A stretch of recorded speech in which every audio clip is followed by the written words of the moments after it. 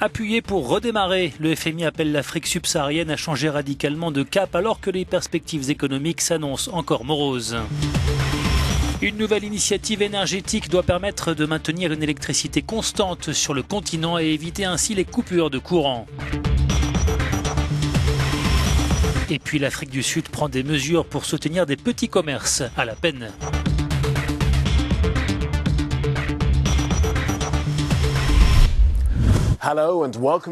Bonjour et bienvenue dans Business Africa.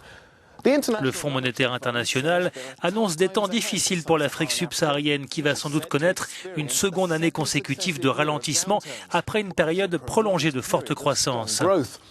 Difficile de nier les conclusions du prêteur international alors que de multiples chocs ont durement frappé la région, à savoir la faiblesse des prix des produits de base, le coût de la gestion de la crise d'Ebola et une grave sécheresse qui a fait des ravages dans plusieurs pays. Avec des moyens de financement limités et des réserves en devises qui s'épuisent rapidement pour de nombreux États, le FMI estime que des changements de cap radicaux s'imposent d'urgence. Reportage de Claire Moussenji et Johnson Wahani. Après plus d'une décennie de croissance économique solide, 2016 s'annonce difficile pour l'Afrique subsaharienne. C'est en tout cas ce que prévoit le Fonds monétaire international.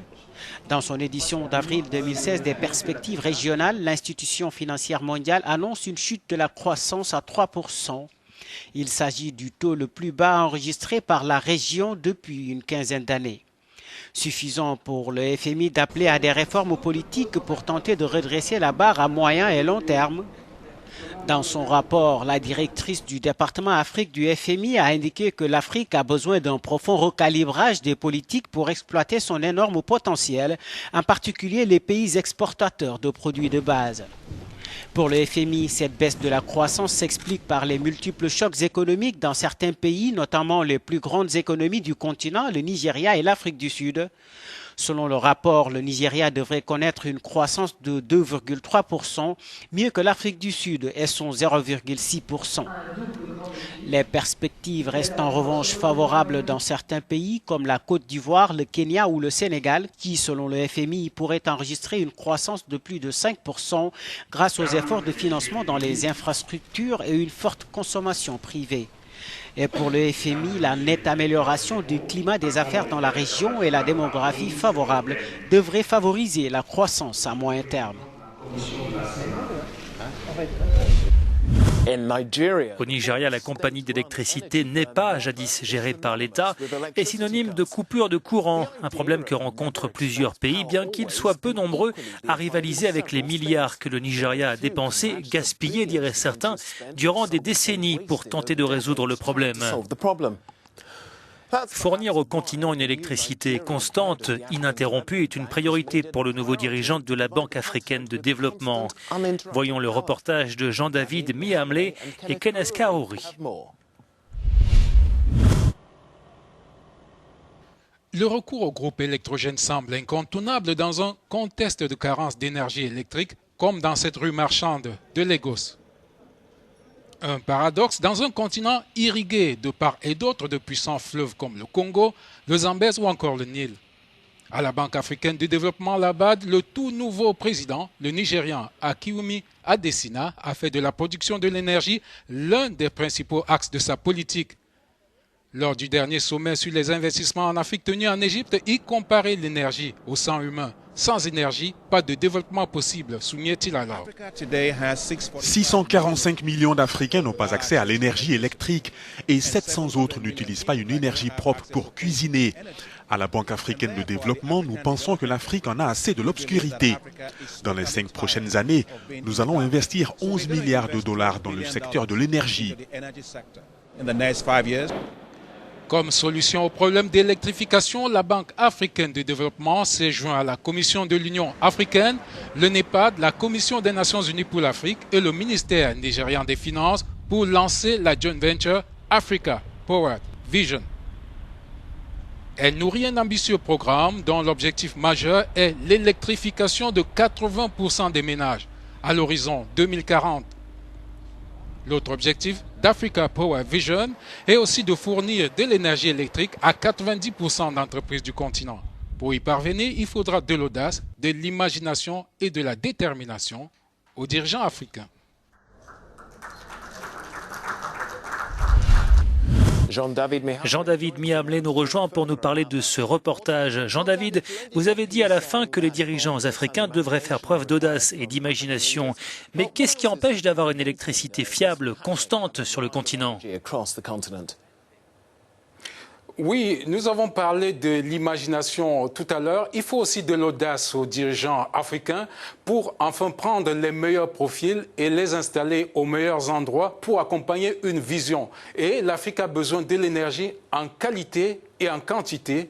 Avec assez d'énergie, l'Afrique est à même de faire un saut qualitatif. Pourquoi pas avoir une croissance à 2 chiffres? L'Afrique bénéficie d'une abondance de ressources naturelles. Quels efforts sont faits pour exploiter, pour développer l'énergie verte ?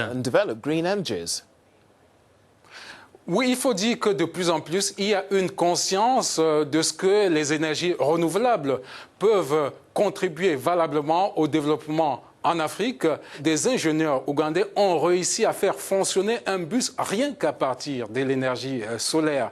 Et un autre projet, et là c'est au Kenya, les Kenyans ambitionnent d'alimenter 150 000 foyers rien qu'à partir du vent, de l'éolien. Donc il y a une conscience qui naît de plus en plus en Afrique de ce qu'il n'y a pas que les hydrocarbures ou alors les autres énergies fossiles pour pouvoir faire développer le continent.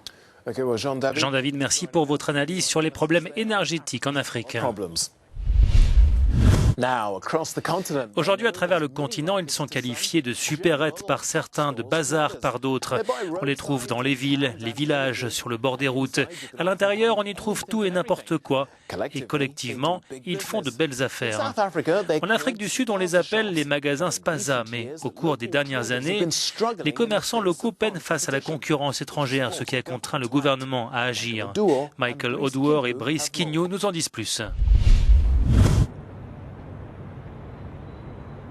Les magasins Spaza dans les communes sud-africaines sont vitaux pour les communautés locales. Ils contribuent à plus de 2,5 millions de dollars américains par an au PIB. Le gouvernement a mis en place des programmes de formation pour aider les propriétaires de Spaza à garder le cap malgré le fait que l'Afrique du Sud se bat pour faire face à un ralentissement de son taux de croissance. J'ai ouvert un Spaza parce que j'ai perdu mon emploi et j'étais au chômage. J'étais juste assise à la maison à ne rien faire. Puisque je suis une personne qui aime parler aux gens, j'ai décidé de démarrer une entreprise et j'ai ouvert cette boutique Spaza. Rose et d'autres commerçants à petite échelle ont été récemment diplômés d'un nouveau programme de formation de 6 semaines organisé par le gouvernement sud-africain. Nous incluons maintenant dans ce que nous offrons des équipements dont ils ont besoin. Des réfrigérateurs pour ceux qui sont dans les magasins Spaza, aux poêles industriels pour ceux qui cuisinent des déjeuners et petits déjeuners. Nous leur fournissons tout ce dont ils ont besoin du point de vue équipement. Malgré une population de 50 millions, l'Afrique du Sud compte également environ 5 millions d'immigrants installés partout dans le monde. La population locale est maintenant confrontée à une rude concurrence des étrangers qui s'aventurent également dans les magasins Spaza. La seule façon dont nous pouvons résoudre ce problème est de favoriser nos concitoyens afin qu'ils ne se sentent pas menacés par des ressortissants étrangers qui opèrent et ont des magasins Spaza. Nous sommes donc en pourparlers avec eux afin de trouver des compromis et de s'assurer qu'il y a de la tolérance et que règne la paix, la sécurité et la stabilité dans les communes parce que l'Afrique du Sud ne peut se permettre une mauvaise réputation où que ce soit. L'Afrique du Sud est l'une des grandes puissances économiques de l'Afrique et le pays le plus industrialisé du continent. Elle compte plus de 100 000 kiosques informels à travers le pays qui emploient des milliers de personnes. Ce reportage sur les magasins Spaza en Afrique du Sud clôt ce Business Africa. Vous pouvez partager vos opinions et commentaires sur nos pages des réseaux sociaux. Et bien sûr, il y a toujours plus de business sur africanews.com. À la semaine prochaine.